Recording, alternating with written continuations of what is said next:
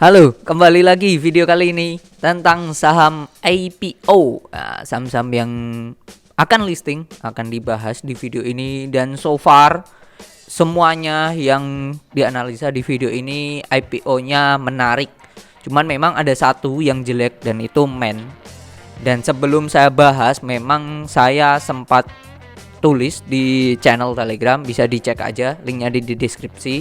Dimana di situ saya mengatakan ini perusahaannya lucu ya, perusahaannya lucu dan sempat dibahas juga, dan biar menjadi pembelajaran. Nah, tujuannya itu ada di kesimpulannya juga. Linknya ada di deskripsi ya. Linknya ada di belakang perihal Men.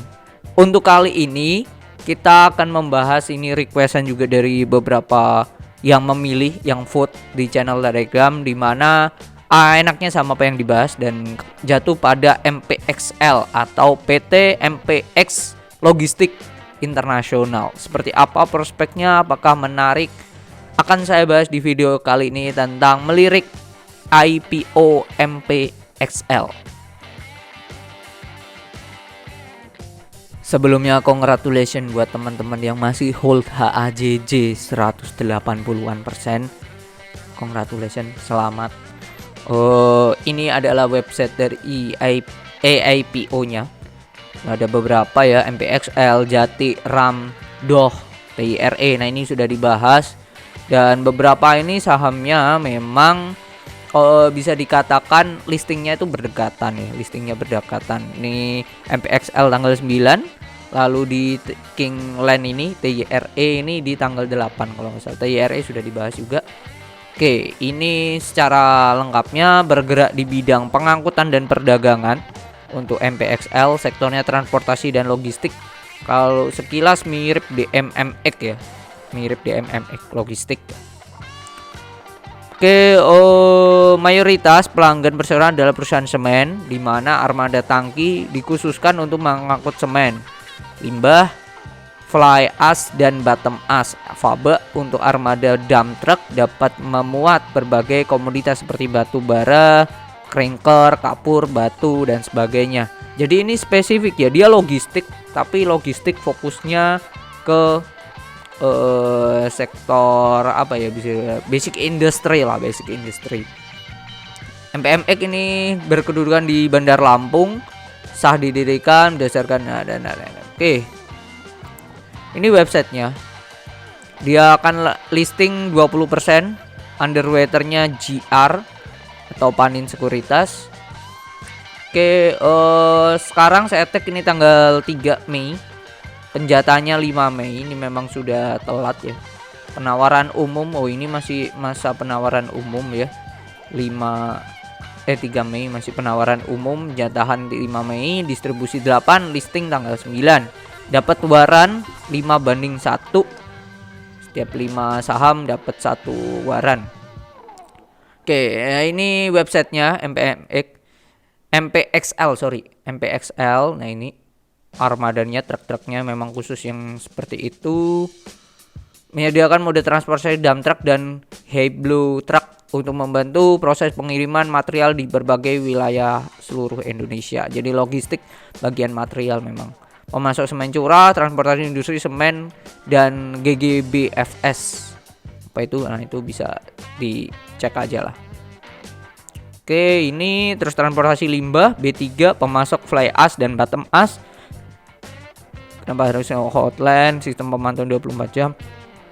Nah, ini klien-kliennya 3 roda, semen merah putih. Terus yang terkenal mana ya?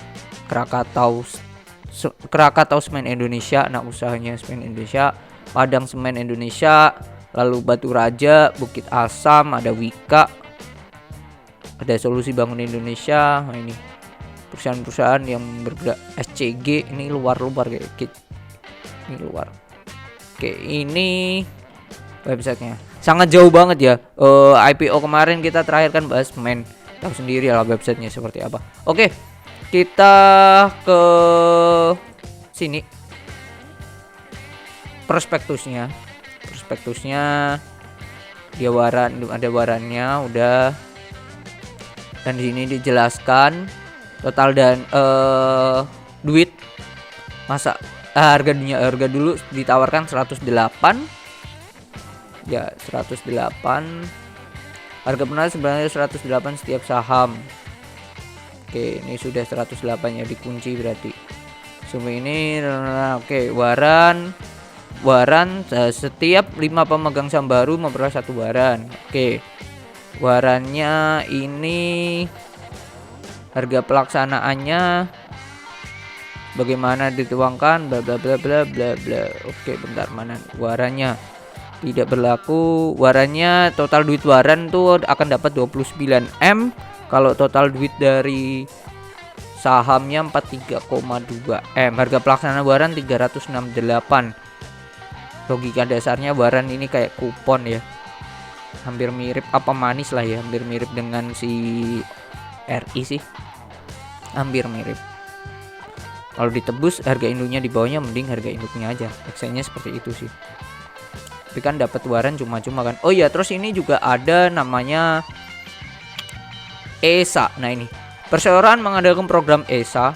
ESA itu Employment Stock Allocation, atau saham yang dialokasikan untuk karyawan atau pegawai. Dimana total duit yang akan diperoleh dari ESA-nya sendiri ada nggak di sini?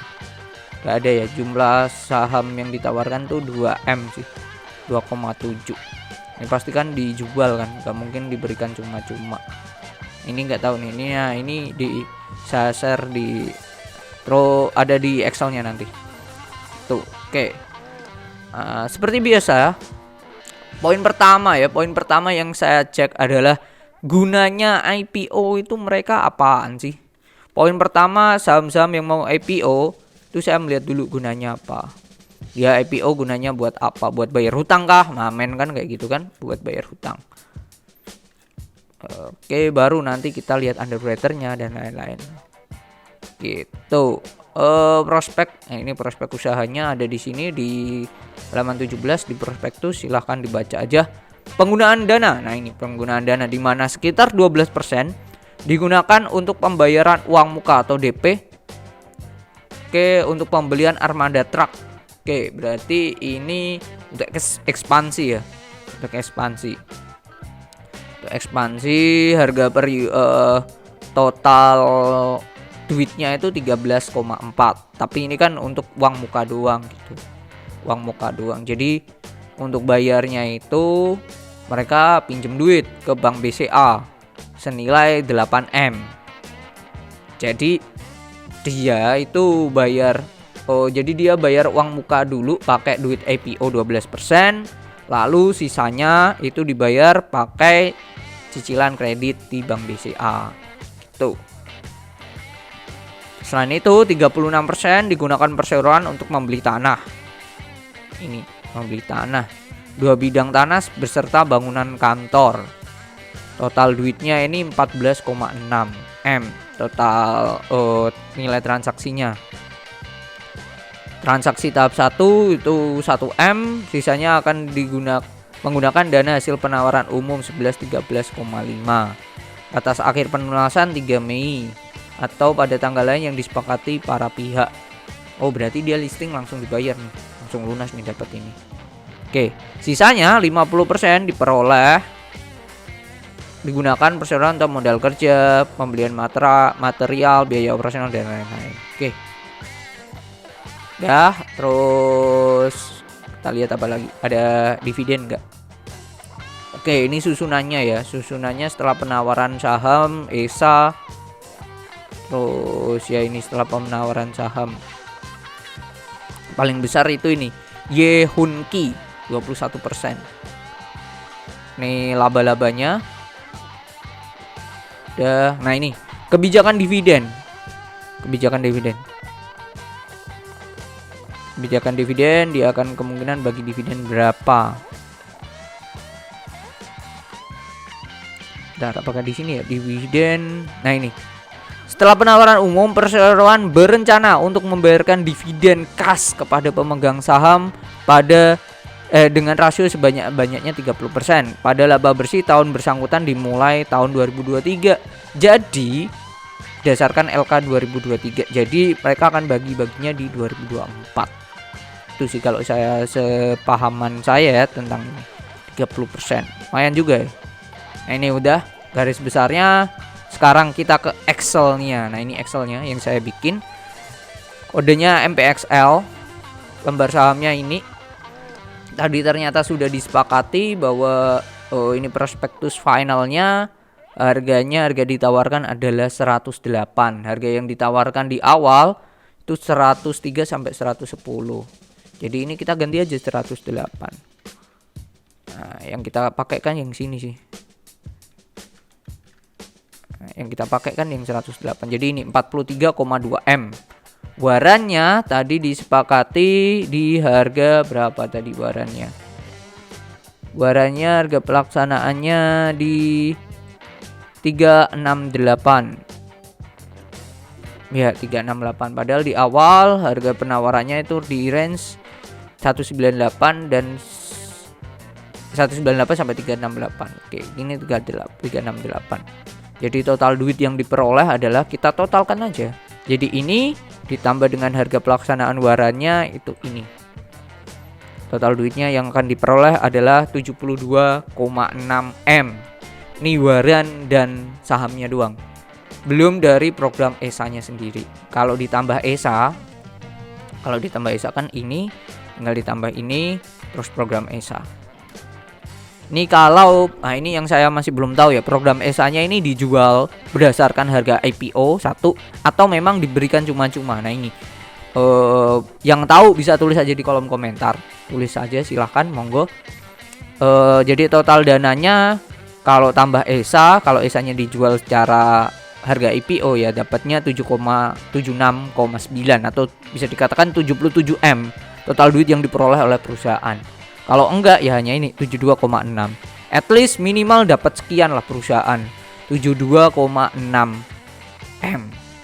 Ini berdasarkan harga pelaksanaan juga. Harga pelaksanaan dari warannya. Warannya ini ditebus nanti jatuh temponya itu yang dapat dilaksanakan pada 6 bulan terhitung waran diterbitkan 6 bulan jadi November. Nah ini November. Oke, ini sih. Oh Mei, sampai dengan Mei pemegang saham saya tidak mempunyai hak pemegang termasuk dividen. Tidak dilaksanakan sampai harga masa berlaku. Waran menjadi kadaluarsa tidak bernilai dan tidak berlaku masa berlaku tidak dapat diperpanjang lagi. Total hasil pelaksanaan ini 29,4 Pak. Oke, itu ya. Total duitnya ya minimal dapat 72,6. Nah, dengan estimasi seperti itu lalu dengan kode broker CR atau Panin Sekuritas. Nah, ini buat teman-teman Bapak Ibu sekalian yang udah ikut kelas bisa dicek Excel-nya seperti apa. Cuman kalau di sini tidak saya buka ya. Karena itu privilege buat Bapak Ibu teman-teman yang ikut kelas. Oke. GR itu seperti apa? Nanti di akhir saya simpulkan. Ini pendapatannya ya. Pendapatannya di prospektus terakhir tuh Q3. Lalu kita hitung per kuartalnya dapat sekian 28 M.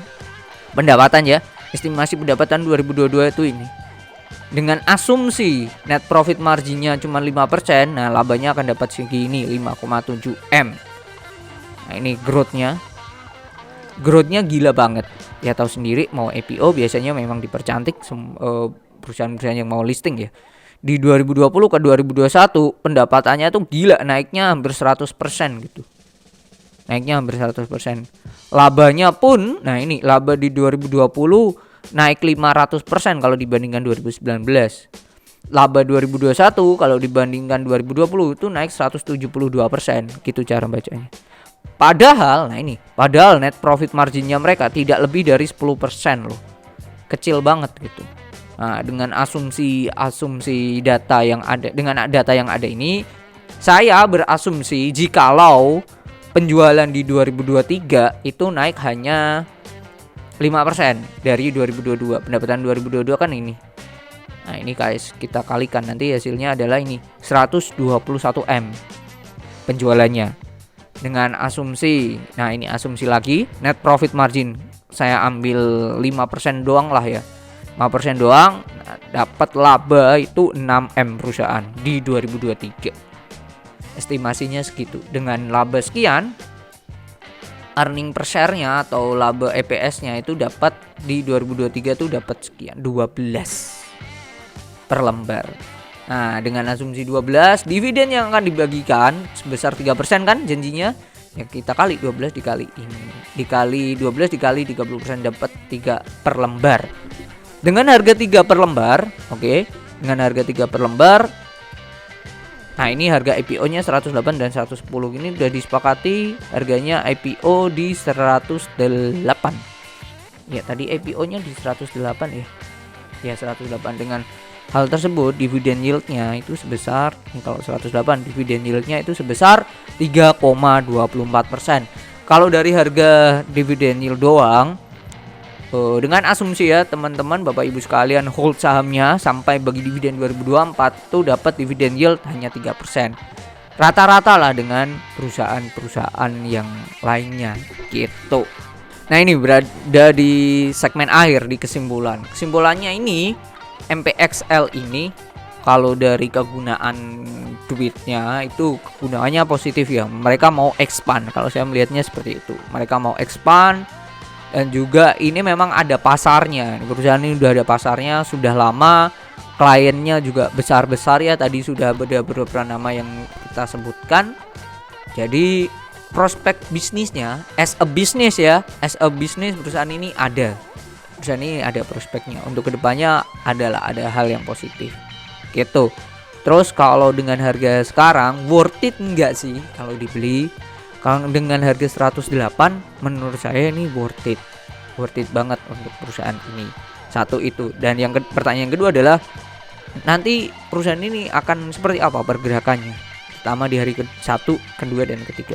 Kalau melihat harganya sekarang dan warannya itu di harga tebusnya itu 368 something, logika dasar saya mengatakan harga sahamnya ini minimal di kerek sampai ke warannya minimal. Kenapa? Karena kalau harga sahamnya ini tidak dikerek ke waran, saya logika dasar saya pribadi ya, saya akan mengatakan daripada saya beli warannya atau tebus warannya, ya mending saya langsung beli sahamnya aja gitu. Kalau misal harga sahamnya cuma 200 gitu, bahkan kalaupun naik 200, ngapain gitu tebus atau harga pelaksanaan waran 368 saya tebus gitu. Kan buang-buang kan, bodoh ya menurut saya kembali lagi menurut saya. Jadi harga induknya proyeksi saya akan dibawa naik ke atas harga waran gitu. Nah, menurut pergerakan dari Panin Sekuritas sendiri ya oke lah ya, oke. Tidak seperti underwriter yang jelek, menurut saya oke. Nah, itu sih.